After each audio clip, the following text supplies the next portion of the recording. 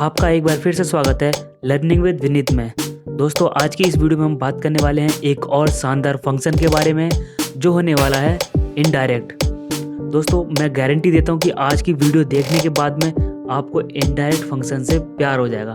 जी हाँ, मैं मजाक नहीं कर रहा हूँ, आपको इनडायरेक्ट फंक्शन से प्यार हो जाएगा और आप ज़रूर ये इच्छा जताओगे कि मैं अगली वीडियो इनडायरेक्ट के ऊपर कितनी जल्दी लेके आऊँ, क्योंकि आज मैं इस वे में आपको समझाऊंगा कि आपको इतना मुश्किल लगने वाला और इतना मुश्किल दिखने वाला फंक्शन भी बहुत आसानी से समझ में आएगा। तो शुरुआत करते हैं इस वीडियो की।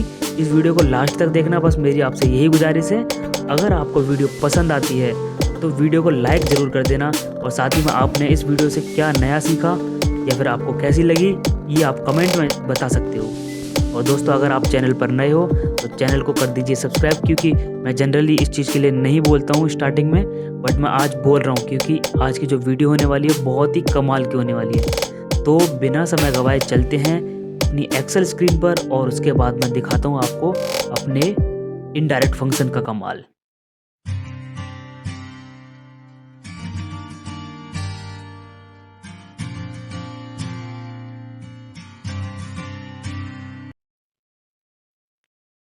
सबसे पहले हम बिना समय गवाए इसके डेफिनेशन को समझ लेते हैं। जैसे ही हम यहाँ पे इनडायरेक्ट टाइप करते हैं तो हमारे सामने क्या डेफिनेशन आती है। दोस्तों, मैंने जो ये डेफिनेशन लिखी है ये कहीं से कॉपी नहीं की है, यानी कि कहीं गूगल वगैरह से नहीं निकाली है। ये सिंपली आपको यहाँ देखने को मिलेगी। देखिए, जैसे अब इनडायरेक्ट यहाँ पे पास करते हो तो आपको इसके सामने इसकी डेफिनेशन दिखेगी, जो है returns the reference specified by A text string. तो दोस्तों, सिंपल मैंने वही चीज़ को यहाँ पे लिख दिया है। दोस्तों, उसके बाद है इसके आर्गुमेंट। हम इसके बारे में भी समझ लेते हैं कि ये क्या कहते हैं।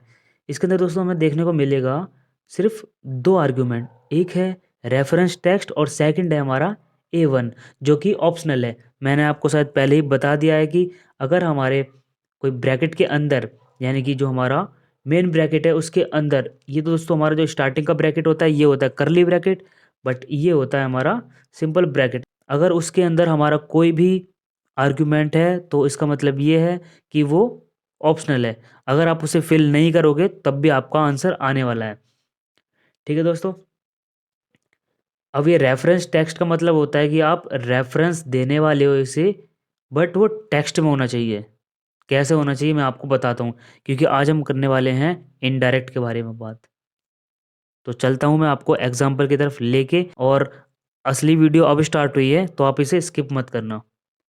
यहाँ पे हम कुछ एग्जाम्पल देखते हैं, ठीक है। अब मैं कोई वैल्यू टाइप करता हूँ यहाँ पे, ठीक है। मैंने मान लीजिए ये वैल्यू टाइप कर दी है। दोस्तों, अब ये असल में क्या काम करता है, जैसे जैसे मैं आपको करके दिखाता रहूँगा ना, आपको चीज़ें समझ में आती रहेगी, ठीक है। और मैं गारंटी इस चीज़ की देता हूँ कि आपको इनडायरेक्ट से प्यार हो जाएगा, 100% हो जाएगा, क्योंकि ये एक इतना शानदार फंक्शन है ना कि आपको आने वाले टाइम पे जब आप कोई एडवांस लेवल पे कोई प्रोजेक्ट बनाओगे ना, तब आपके लिए बहुत ज़्यादा हेल्पफुल होगा ये।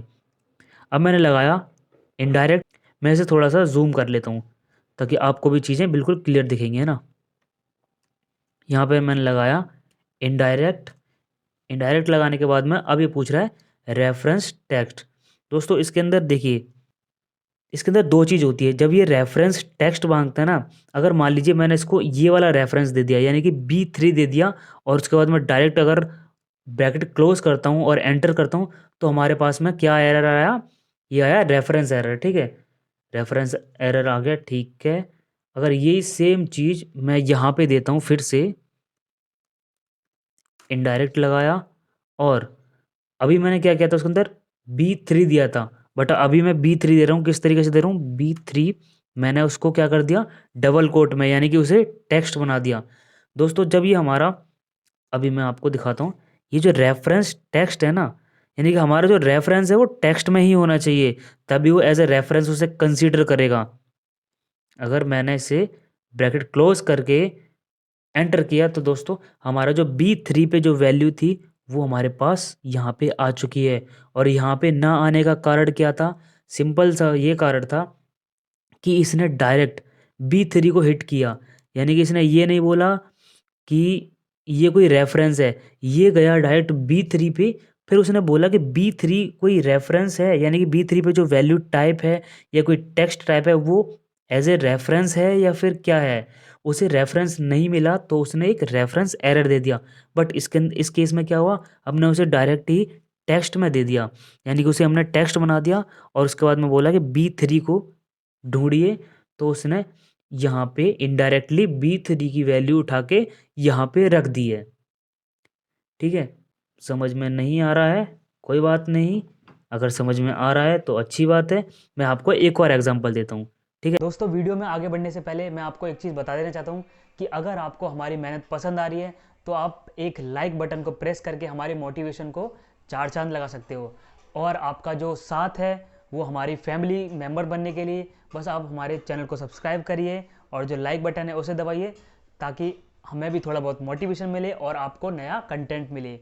तो बढ़ते हैं आगे वीडियो में। एग्जाम्पल किस तरीके से, मान लीजिए यहाँ पे लर्निंग विद विनीत लिखा है और यहाँ पे लिखा हुआ है B6। अब देखिए दोस्तों, मैं फिर से लगाता हूँ यहाँ पे इनडायरेक्ट लगाया मैंने। अभी मैं क्या करता हूँ, मैं कोट में देता हूँ यहाँ पे B6। अब दोस्तों B6 के अंदर क्या है हमारा, B6 के अंदर लिखा हुआ है लर्निंग विद विनीत। तो जैसे ही मैं एंटर करता हूँ तो दोस्तों देखिए क्या आ रहा है, लर्निंग विद विनीत लिख के आ रहा है। और सेकंड चीज़, अगर मैं इसी चीज़ को घुमा फिरा के करता हूँ, यानी कि एक्चुअल में इनडायरेक्ट करेगा क्या उसके थ्रू अगर मैं करता हूँ तो किस तरीके से आने वाला है आंसर, वो देखिए। मैंने इनडायरेक्ट लगा दिया, उसके बाद मैंने डबल कोट लगाया, डबल कोट लगाने के बाद में अब मैंने क्या दिया, डबल कोट हटा देता हूँ। ठीक है, अब मैं क्यों हटा रहा हूँ मैं आपको ये बताता हूँ। अब मैं इसे डायरेक्ट रेफरेंस दे देता हूँ। रेफरेंस देने के बाद में अब मैंने ब्रैकेट क्लोज किया और देन एंटर करता हूँ। यहाँ पे भी लर्निंग विद विनीत लिख के आया है। अब आप इसका कॉन्सेप्ट समझिए कि ये ऐसा क्यों आया और यहाँ पे ये एरर क्यों आया था। हमने इस वाले केस में क्या किया था दोस्तों, डायरेक्ट दे दिया था B3। अब B3 देने के बाद में मैंने क्या बोला, ये B3 एज ए टेक्स्ट होगा तभी ये कंसीडर करेगा, तभी उस वाले रेफरेंस पे जाएगा। बट ये इसने क्या बोला कि मैं ठीक है B3 पे जाता हूँ, अगर मुझे B3 पे कोई एज ए रेफरेंस कोई वैल्यू मिलेगी तभी मैं उसके रेफरेंस वाली वैल्यू को उठा के दूंगा। तो ठीक वही चीज़ इसने यहाँ पे की। यहाँ पे क्या किया इसने, मैंने इसको B7 दिया। अब दोस्तों B7 पे जो वैल्यू टाइप है वो है B6, यानी कि B6 एक रेफरेंस है। ठीक है, अगर मान लीजिए मैं यहाँ पे G5 पे ये लिख देता हूँ, क्या लिख देता हूँ, ये वैल्यू लिख देता हूँ। ठीक है, और मैं उसको यहाँ पे क्या लिख देता हूँ मैं G5। ठीक है, मैंने इसको G5 में कन्वर्ट कर दिया। अब मेरी वैल्यू ऑटोमेटिक चेंज हो जाएगी और ये वाला आंसर आ जाएगा। तो शायद समझ में आ रहा होगा ये चीज़, क्योंकि जब मैंने इसको यहाँ से डायरेक्टली दिया था तो इसने क्या किया, इसको रेफरेंस को पिक किया। अब इसके अंदर जो वैल्यू है, अब जो वैल्यू पड़ी है इसके अंदर G5 है, तो G5 पे जो वैल्यू होगी वो उठा के देगा। ठीक है, इतनी बात क्लियर है। अब हम बढ़ते हैं एक और एग्जांपल की तरफ, जिससे कि आपको ये कॉन्सेप्ट बिल्कुल क्लियर हो जाएगा। अभी चलते हैं हम नेक्स्ट वाली सीट पे। नेक्स्ट वाली सीट पे आ चुके हैं। अब हमारे सामने एक एग्जांपल है। देखिए एग्जांपल क्या कहता है दोस्तों, एग्जांपल कहता है कि हमारे पास में एक नेम है और एक सेल का कॉलम है। ठीक है, सेल नहीं है, सेल का कॉलम है। और नीचे हमने दो चीज़ रखी हुई हैं, उसके अंदर क्या है, टाइप सेल एड्रेस। मान लीजिए मुझे क्या करना है, सेल एड्रेस मैंने दे दिया B7 दे दिया। ठीक है, मैंने B7 दे दिया। अब मुझे क्या वैल्यू चाहिए, अगर मैं इसके अंदर इनडायरेक्ट फंक्शन लगाता हूँ और इसको मैं रेफरेंस देता हूँ तो हमारे पास में B7 क्या आएगा यहाँ पे। अभी मैं ऐसे करता हूँ, यहाँ पे C14 देता हूँ। ठीक है, मैंने C14 दे दिया। तो देखिए दोस्तों हमारे पास में क्या निकल के आएगा, B7 आया, क्योंकि जो हमारा C14 था वो किस में है, टेक्स्ट में है। तो यहाँ पे रेफरेंस टेक्स्ट, यानी कि जो हमारा रेफरेंस होगा वो टेक्स्ट में होगा, तभी वो उसे एज ए वैल्यू कंसीडर करेगा, यानी कि एज इट इज़ उस सेल पे जो वैल्यू पड़ी होगी उसे उठा के रख देगा, बेशक वो सेल रेफरेंस क्यों ना बन रहा हो। बट अगर मैं इसे टेक्स्ट में ना दे के, यानी कि डबल कोट पास ना करके डायरेक्टली अगर मैं रेफरेंस दे देता हूँ, तो अब ये कह रहा है कि उसके ऊपर जो वैल्यू होगी अगर वो रेफरेंस है तो मैं उस वाले रेफरेंस पे जाऊंगा, उसमें जो वैल्यू पड़ी होगी, यानी कि C14 पे पहले ये जाएगा, उसके बाद C14 पे देखेगा कि यहाँ पे B7 है, तब ये B7 पे कूदेगा। और B7 पे है हमारा 507, उस 507 को उठा के यहाँ पे रख देगा। ठीक है, तो ये है हमारा आंसर। तो इनडायरेक्ट फंक्शन असल में यही चीज़ करता है। और क्या क्या करता है देखिए, अभी तो ये एक ट्रेलर है, इससे आगे भी क्या क्या चीज़ करेगा आपको मैं वो भी दिखाता हूँ। दोस्तों अभी क्या है मेरे पास में, type in name of seat, यानी कि मैंने एक सीट का नाम टाइप कर लिया है। और ये हमारे पास एक सीट है पवन नाम से, इसके अंदर भी सेम चीज़ रखी हुई है, मंथ है और सेल है। ठीक है, और मैंने उसके बाद में एक सेल एड्रेस लिया है। सेल एड्रेस के बाद में नीचे एक मुझे कंटेंट चाहिए, यानी कि अब मुझे मान लीजिए कि पवन वाली शीट पे जाके B4 के अंदर जो वैल्यू लिखी है अगर मुझे यहाँ पे लाना है, तो मेरे को क्या करना पड़ेगा, सिंपली मैं इक्वल टू लगाऊंगा, उसके बाद मैं पवन वाली शीट पे जाऊंगा और B4 पे जो लिखा होगा उसको सिलेक्ट करूंगा और एंटर कर दूंगा। तो उसके बाद जो मेरी वैल्यू होगी वो यहाँ पे आ जाएगी। जैसे ही मैं इसे एडिट करता हूँ, तो एडिट करने के बाद में हमें पता चलेगा कि सबसे पहले तो ये पवन की शीट पे गया, यानी कि पवन नाम की शीट पे गया, और ये इसके बीच में है एक्सक्लेमेशन मार्क, जो कि इन दोनों को कनेक्ट करके रख रहा है, यानी कि इसने पास किया पवन शीट पे जाओ, उसके बाद में B4 कॉलम पे जाओ। ठीक है, तो एक्सक्लेमेशन मार्क का रोल यहाँ पे ये है कि वो इन दोनों को कनेक्ट करके रखेगा। और हमारा जो आउटपुट है वो आ चुका है। अगर मुझे वही आउटपुट, यानी कि सेम आउटपुट यहाँ पे लाना है, तो क्या करना पड़ेगा, मैं यहाँ पे लगाऊंगा इनडायरेक्ट।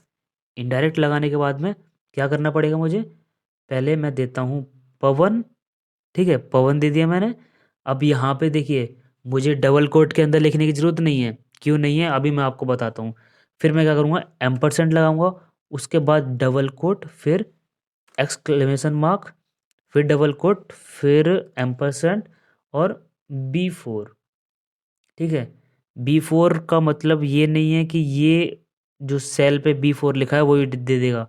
मैंने आपको जैसा कि पिछले एग्जाम्पल में बता दिया है कि क्या होने वाला है। तो आप हो जाइए तैयार आंसर के लिए। दोस्तों मैं एंटर करूं या नहीं करूं, सबसे पहले हम चेक कर लेते हैं एक चीज़ को। ठीक है, इसको अभी हम यहीं छोड़ देते हैं, यहाँ से हम इसको हटा देते हैं। पहले हम इसको चेक करते हैं कि ये क्या था, इसको भी हम हटा देते हैं। ठीक है, जब हम इसका इक्वल टू हटा रहे हैं तो हमारे पास में कुछ इस तरीके से शो कर रहा है। क्या वही सेम चीज़ यहाँ पे भी शो कर रही है? इसको चेक करने के लिए क्या करेंगे, हम इसको सिलेक्ट कर लेंगे और एफ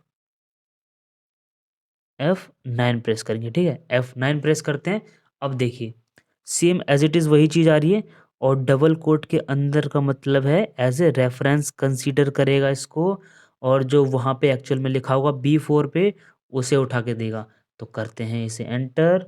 ठीक है, एंटर मारते हैं, और देखिए दोस्तों 743 वैल्यू हमारे पास आ चुकी है। समझ में आ रहा है? मुझे तो पूरी उम्मीद है कि मैं आपको इस तरीके से तो बता ही रहा हूँ कि आपको समझ में ज़रूर आ रहा होगा। अगर कोई और डाउट है या फिर ऐसा लगता है कि नहीं मुझे ये चीज़ समझ में नहीं आ रही है, तो आप कमेंट बॉक्स में लिख सकते हो अपनी परेशानी। मैं आपका जवाब भी दूंगा और आपसे कांटेक्ट भी करूंगा। ठीक है, अगर फिर भी नहीं आ रहा है तो हमारे पास में एक और एग्जांपल है। हमारे पास में एग्जांपल का भंडार है, आपको बिल्कुल सिखा के ही भेजेंगे और इनडायरेक्ट फंक्शन से प्यार करवा के ही छोड़ेंगे। ठीक है, एक और एग्जांपल, इसके थ्रू हमें क्या करना है देखिए।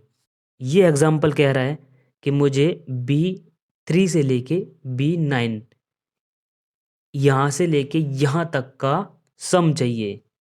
ठीक है, तो यहाँ से यहाँ तक का अगर मुझे सम चाहिए, तो सिंपली मैं सम लगाऊंगा, पवन वाली शीट पे जाऊंगा और B3 से लेके B9 तक का सम कर दूंगा, और मेरा जो आउटपुट आया वो आया 3620। ये आउटपुट आया। अब दोस्तों सेम हम वही मेथड अपनाते हैं। ठीक है, इसको हम कर देते हैं, यहाँ से इसे हम हटा देते हैं। ठीक है, अब हमें जो टाइप करना है वो हमें कुछ इस तरीके से शो करना है, तो वही चीज़ हम इसके अंदर करेंगे। पहले हम लगा देते हैं इनडायरेक्ट, सम हम बाद में कर लेंगे, पहले हम ये चीज़ लाने की कोशिश करते हैं। ठीक है, अभी हमें क्या करना है दोस्तों, पवन पे जाना है। तो पवन पे जाने के लिए मैं इस पे चले जाता हूँ। ठीक है, ये क्या करेगा, पवन को इनडायरेक्टली पवन पे चला जाएगा, क्योंकि हमारे पास में शीट का नाम है।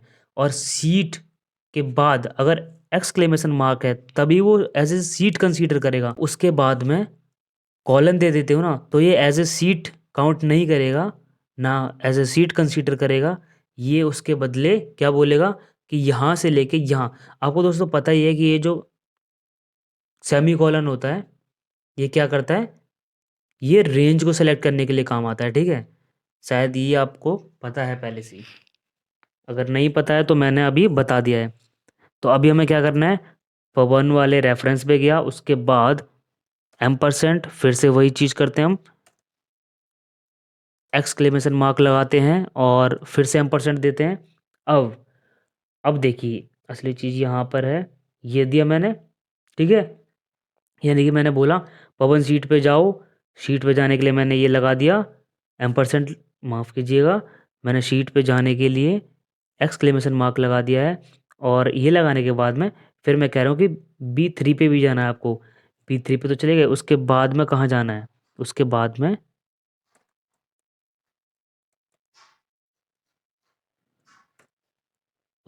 में आपको जाना है B9 पे। B9 पे जाने के बाद में आपको कर देना है ब्रैकेट क्लोज। अभी हम इसको सिलेक्ट करने के बाद में चेक करते हैं कि F9 से हमारा आंसर आ क्या रहा है, F9।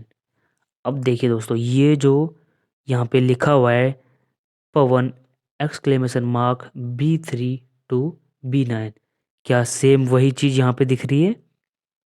बिल्कुल डिट्टो वही चीज़ दिख रही है। बस फ़र्क क्या है कि हमने यहाँ पे डबल कोट लगाए हुए हैं।